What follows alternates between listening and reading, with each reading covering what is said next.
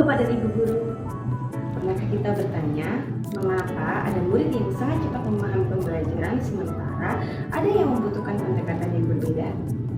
Jawabannya sederhana, karena setiap murid itu memiliki potensi, minat, dan juga cara belajar yang berbeda. Oleh sebab itu, sebelum kita mengajar, kita perlu mengenali mereka melalui asesmen. Asesmen bukan sekedar memberikan tes. Asesmen membantu guru menemukan kesenjangan antara kondisi murid saat ini dengan potensi terbaik yang dimilikinya. Dalam materi ini, terdapat 4 instrumen utama yang dapat digunakan. Pertama, asesmen untuk mengetahui kebutuhan belajar murid. Kedua, tes Holland atau Riasek untuk memetakan minat karir. Ketiga, multiple intelligences untuk mengenali kecerdasan majemuk.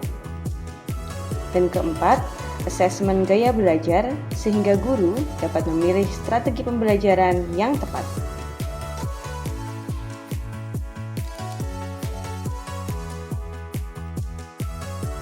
Howard Gardner menjelaskan bahwa kecerdasan bukan hanya kemampuan berhitung atau memperoleh nilai tinggi. Setiap murid memiliki kecerdasan yang unik.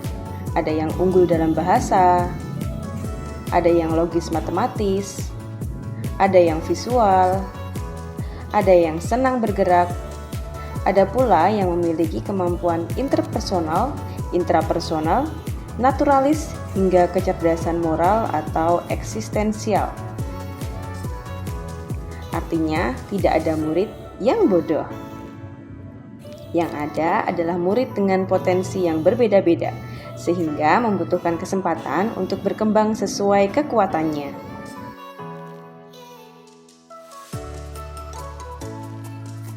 Selain kecerdasan, guru juga perlu memahami gaya belajar murid. Ada 3 gaya belajar yang umum dijumpai. Murid visual lebih mudah memahami gambar, diagram, atau video. Murid auditori lebih cepat memahami melalui penjelasan dan diskusi. Sedangkan murid kinestetik belajar lebih efektif melalui praktik dan pengalaman langsung. Memahami gaya belajar membantu guru memilih metode yang lebih sesuai sehingga pembelajaran menjadi lebih efektif dan menyenangkan.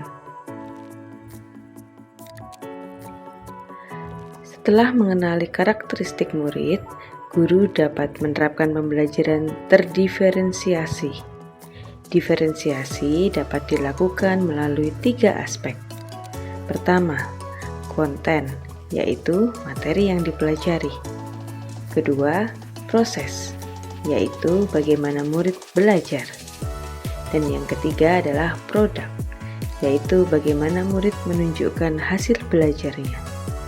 Dengan demikian, semua murid memperoleh kesempatan belajar yang sesuai kebutuhan dan potensinya.